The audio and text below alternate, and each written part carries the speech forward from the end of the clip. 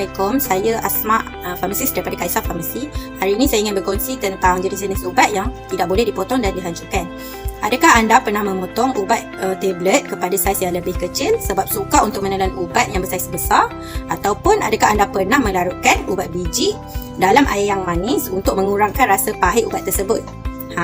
Anda sudah pastikan sama ada ubat tu boleh dipotong ataupun tidak?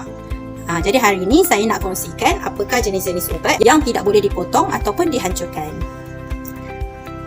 Terdapat beberapa sebab yang memerlukan ubat biji dihancurkan selain daripada untuk mengecilkan saiz ubat dan juga mengurangkan rasa yang tidak disukai daripada ubat tersebut. Antaranya adalah untuk memudahkan pemberian ubat kepada pesakit melalui tiub makanan untuk pesakit yang mengalami kesukaran untuk menelan makanan pepejal, iaitu disfagia. Sesetengah ubat biji pula diperlukan dalam dos tertentu untuk kanak-kanak tetapi tidak tersedia dalam bentuk cecair. Oleh itu, ubat biji tersebut perlu dihancurkan, dilarutkan dan disukat mengikut dos yang dikehendaki. Namun persoalannya sekarang, adakah semua ubat-ubat biji boleh dipotong ataupun dihancurkan? Secara umumnya, ubat biji yang tidak boleh dihancurkan ini tergolong dalam beberapa jenis. Yang pertama, ubat dengan penyalutan entrik ataupun dipanggil sebagai entrik coated drugs. Yang kedua, ubat pelepasan di ubah suai modified release drugs. Yang ketiga, ubat bawah lidah sublingual dan juga ubat jenis kapsul. Yang pertama, ubat jenis penyalutan entrik coated drugs. Tujuan penyalutan entrik ubat-ubatan adalah untuk melindungi ubat daripada keasidan perut dan juga melindungi perut daripada kesan ubat tersebut. Ubat yang bersalut entrik ini direka agar tahap keasidan yang tinggi dalam perut dan seterusnya mengelakkan ubat tersebut daripada dilepaskan sebelum ia sampai ke lokasi sasaran, iaitu dalam usus. Selain itu, ia juga direka dengan tujuan menjadikan asid perut sebagai bahan penguraian salutan tersebut dan sekaligus memastikan ubat tersebut boleh larut dan bertindak ke atas usus. Oleh itu, menghancurkan ubat yang bersalut entrik adalah tidak digalakkan kerana ia boleh menyebabkan ubat tersebut larut terlalu awal daripada yang dikehendaki dan terurai oleh asid perut dan menyebabkan kerengsaan pada lapisan perut. Yang kedua, jenis ubat pelepasan di ubah suai ataupun modified release drugs. Ubat pelepasan di ubah suai ini direka bagi memastikan ubat yang dimakan dibebaskan dengan perlahan dalam perut dalam tempoh antara 12 hingga 24 jam.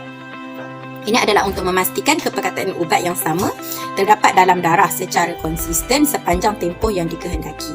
Ubat jenis ini mengurangkan kekerapan pesakit untuk mengambil ubat dan mengurangkan kesan sampingan ubat tersebut kepada pesakit.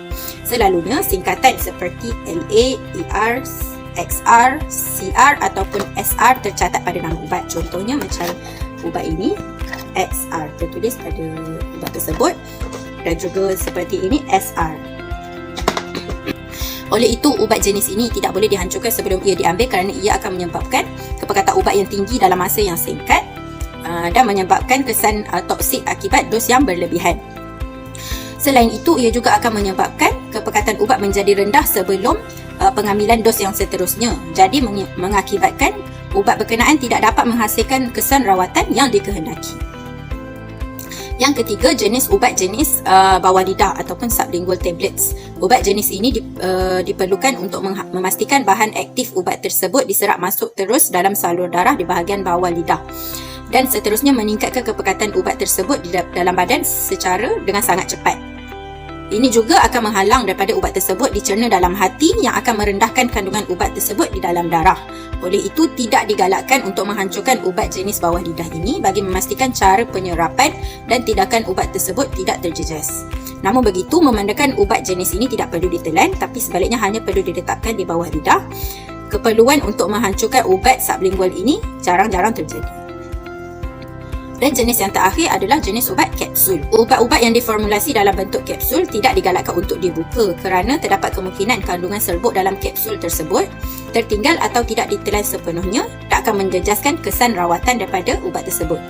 Jika ubat dalam kapsul berbentuk butiran dengan pelepasan di ubah suai ataupun modified release, maka ia memang tidak boleh dihancurkan sebelum diambil.